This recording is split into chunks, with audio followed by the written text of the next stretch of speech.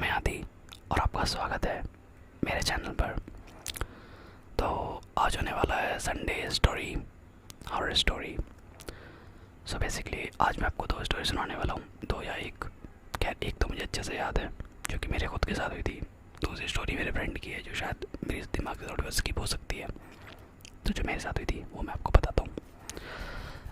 तो ये बात तब की है जब मैं नोएडा में काम करता था।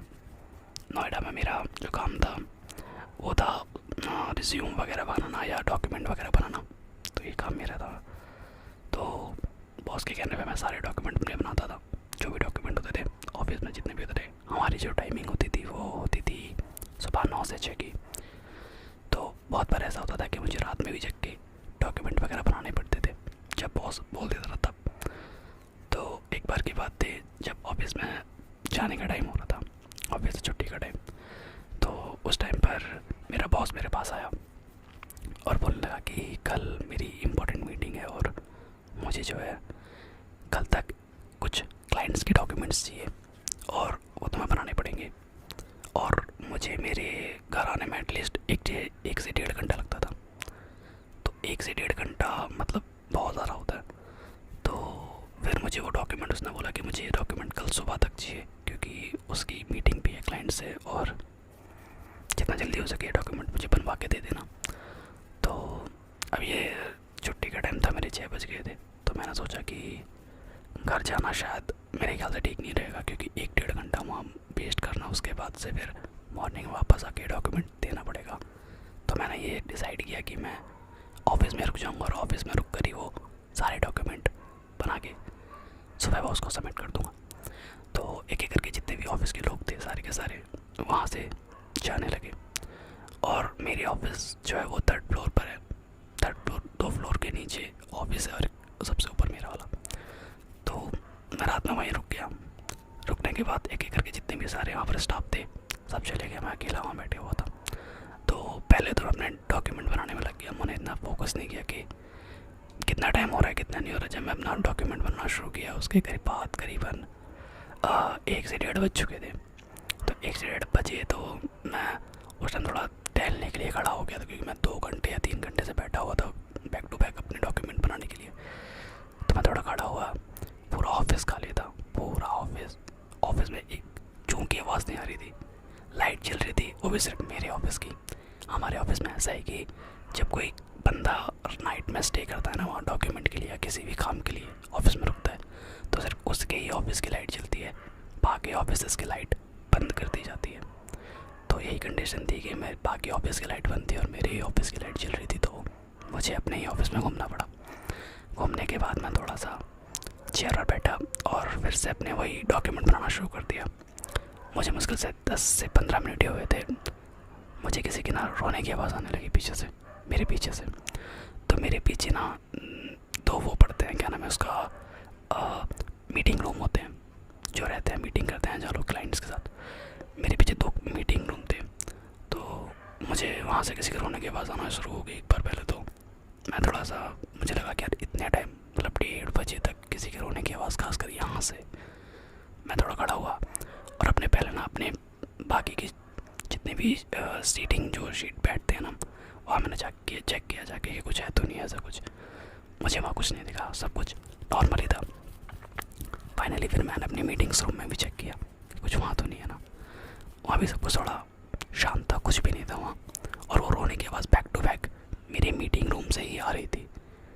तो थोड़ी देर बाद फिर मैं थोड़ा सा चिल हुआ थोड़ा सा, अपने आप को टेंशन फ्री करा, मैं फिर से आके बैठ गया। खैर मुझे डर लग रहा था इस चीज़ का, लेकिन मैं तब भी थोड़ा बहुत डर को दबा के वहाँ बैठ कर फिर से अपने डॉक्यूमेंट बनाना शुरू कर दिया। तो डॉक्यूमेंट बनाते बनाते 10 से 15 मिनट हुए थे। मुझे ऐसा लगा कि मेरे पीछे से कोई भागता हुआ गया हो जैसे, और वो चीज़ मुझे साफ क्लियर हो गई क्योंकि मेरी आँख उस टाइम ऐसे लैपटॉप पे थी, मैं इधर देख रहा था। लेकिन इधर से कोई भागेगा तो मुझे देखेगा, वो इतने नज़र आ जाता है क्या कोई गया हुआ यहाँ से। तो जब ये चीज़ मेरे साथ में हुई तो मैं एकदम उठ के खड़ा हो गया।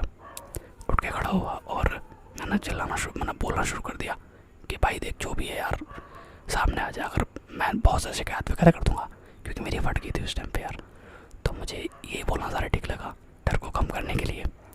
पर पूरा ऑफिस खाली था, किसी की आवाज़ नहीं आई वहाँ से।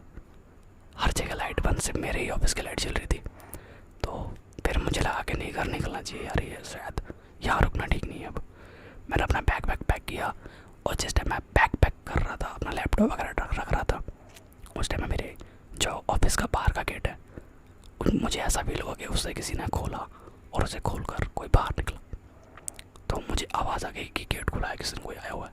मैंने फटाफट लैपटॉप डाल के अपना गेट की तरफ देखा, तो गेट पे कोई नहीं था, पूरा गेट खाली, बाहर पूरा अंधेरा। मैंने फाइनली वो लैपटॉप बैग में डालने के बाद आराम से वहाँ से निकलने के लिए निकला ऑफिस से। जैसे ही मैं बाहर निकला अपना ऑफिस का गेट खोलकर, तो पूरी जगह लाइट्स ऑफ थी, मतलब मेरे ऑफिस को छोड़ के बाकी पूरे ऑफिस की लाइट ऑफ। और हमारे ऑफिस में ऐसा है कि जहाँ मैं काम करता था तो उसमें लिफ्ट है, जो लिफ्ट से नीचे आते हैं, पर नाइट में ना वो लिफ्ट बंद कर देते हैं। उनकी इलेक्ट्रिसिटी का या बिजली की दिक्कत होगी, आई डोंट नो, बट इस जैसा सीन था वहाँ पर। तो रात में ये चीज़ था, लिफ्ट बंद कर देते थे। अब मुझे अपने 3rd फ्लोर से लेकर नीचे ग्राउंड फ्लोर तक खुद पैदल जाना था, वो भी सीढ़ियों से। तो मैंने फाइनली अपना बैग पैक किया और किसी तरह हिम्मत जुटा के वहाँ से मैंने भागना शुरू किया। मैं भागा, मुझे कोई प्रॉब्लम नहीं, मैं आराम से नीचे तक आने लगा। जैसे ही मैं सीढ़ियों तक पहुँचा ही था, तो मुझे पहले तो किसी के चलने की आवाज़ आना शुरू हुई मेरे पीछे से। आवाज़ शुरू हुई, मैंने उस टाइम उतना नोटिस नहीं किया, हाँ ठीक है चलते हैं। लेकिन जैसे ही वो चलने की आवाज़, जब मैं नीचे चलने लगा, तो किसी के चलने की आवाज़ चिल्लाने में कन्वर्ट हो गई, जैसे कोई चिल्ला रहा हो बहुत तेज़। फिर चिल्लाने के बाद से फिर वो आवाज़ और रोने की आवाज़ शुरू हो गई। जितने जितने मैं नीचे आता जा रहा था, वो आवाज़ और तेज़ हो रही थी, होती जा रही थी मेरे कान में खासकर। अब मेरी बिल्कुल हालत ख़राब थी, बहुत ज़्यादा। मैं बस किसी भी तरह बस ऑफिस से निकलना था मुझे। मैं भागता हुआ बस उस ऑफिस के बाहर गेट तक आया। बाहर गेट तक जब मैं पहुंचा, मुझे उसके बाद थोड़ा सा आराम मिला कि हाँ अब थोड़ी राहत मिली मुझे यहाँ से। तो जब मैं नीचे आ गया, तो फाइनली फिर मैंने अपने ऑफिस में होता ना नीचे से, मैंने जब वापस ऊपर देखा अपने ऑफिस के, मेरे ऑफिस की लाइट जल रही थी। तो मुझे मेरे ऑफिस में किसी की परछाई दिखी, कोई ऑफिस में ऐसे शीशे के पास खड़ी और बाहर ही देख रही हो वो भी। तो सिर्फ उसकी परछाई दिख रही थी, लेकिन हाँ मैं जान सकता हूँ वहाँ ऑफिस में कोई नहीं था मेरे अलावा, सिर्फ और सिर्फ। तो वो चीज़ मैंने देखी अपनी आंखों से कि कोई वहाँ से खड़ा होकर बाहर देख रहा है मुझे। मैंने बस कुछ नहीं, मैंने फटाफट अपना ऐप निकाला और अपना ओला पोला किया और अपना घर आ गया। घर आने के बाद से फिर मैंने कुछ नहीं करा। मैंने ये भी नहीं पूछा कि वहाँ पर गार्ड से जाकर कि यहाँ पर क्या हुआ है क्या नहीं हुआ।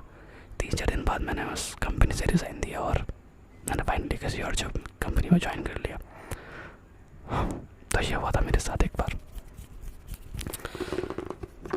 तो ये थी कुछ स्टोरीज जो कि एक तो मेरे साथ हुई थी ऑफिस वाली, एक थी जो कि मेरे एक फ्रेंड के साथ हुई थी। बट ज़्यादातर उन लोगों ने एक्सपीरियंस किया, तो यार मैंने नहीं किया था, तो मैं कुछ नहीं कह सकता उनकी स्टोरीज़ पे। पर उन्होंने मुझे बताया था, तो आई थिंक वो सारी सही थी शायद, बट कुछ नहीं कह सकते। अब मैं आपको कुछ चीज़ें पढ़ा देता हूँ, जैसे कि ये लिखा हुआ है प्राइवेट कंपनी, जो कि बहुत ही बेकार कंपनियाँ होती हैं। अगर आप किसी प्राइवेट कंपनी में काम कर रहे हो, छोड़ दो, कुत्ता बना देती है आपका। काम आपको इतना देंगी कि आपसे मुंह से झाग निकल जाएगा, और मेरे ख्याल से शादी से पहले तो ऐसा कुछ भी निकालना बेकार है। सो फाइनली अब मैं क्या करूं, अब मैं आपको स्टोरीज बताऊंगा ये वाली। जैसे कि इसमें लिखा हुआ है, डॉक्टर डॉक्टर सुई लगाओ, वंदे मातरम, चाय में पत्ती कम डालो, नंगे बेशरम। और यहाँ पर एक कंपनी भी है, यह है कोडैक, फर्जी कंपनी, जहाँ पर लोग अकाउंट तो बनाते हैं लेकिन उनके ऊपर चार्जेस लगा के उनका सारा पैसा लूट लिया जाता है। मेरे एक फ्रेंड का अकाउंट था कोडैक में, उसने बनाया था, तो उसका सारे पैसे कंपनी वालों ने लूट लिए। बेचारा आज वो रोड पे आ चुका है, आज वो चरस गांजा बेचकर अपना काम चला रहा है। हालांकि उसके पास 5 या 6 करोड़ रुपए हैं, बट कोई बात नहीं यार, पैसा तो पैसा ही है। उसने चाहे चरस बेच के कमाया हो, जैसे भी कमाया हो। अब मैं आपको इसका सेकंड चैप्टर बताता हूँ।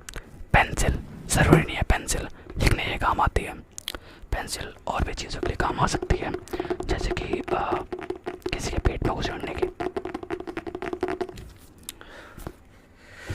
अब जैसे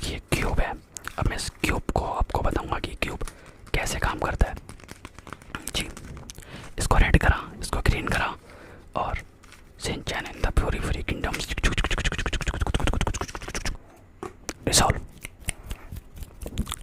तो चलिए आज की स्टोरी यहीं पे ख़त्म करते हैं, सारी चीज़ें हम यहीं ख़त्म करते हैं। बट हाँ, जो फर्स्ट स्टोरी थी वो रियल थी, सेकंड स्टोरी मेरे फ्रेंड की थी, तो मुझे इतना नहीं बोल सकता क्योंकि उन लोगों ने देखा था। तो चलिए मिलते हैं नेक्स्ट वीडियो में, तब तक